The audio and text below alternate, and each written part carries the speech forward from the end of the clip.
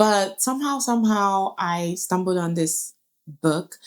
Hyperion was not published in any recent time. This is like a really old book published in like the 50s or the 40s or something like that. So you can imagine how good a story is that 50 years later, it still has such a fantastic impact.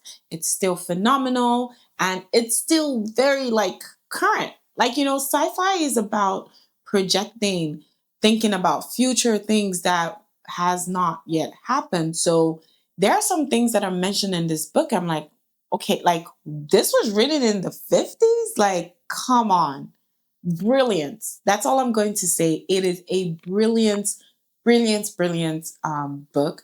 And this is also one of the ones where I would say is truly like maybe a sci-fi fantasy book because there are some fantasy elements in it and there is that sci-fi part of it. So Hyperion, a top read.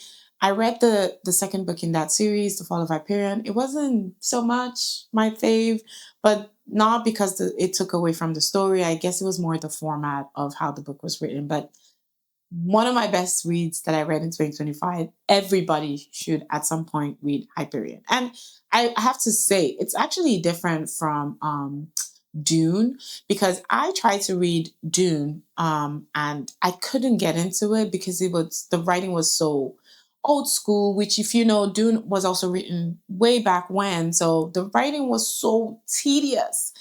Until today, I haven't read Dune.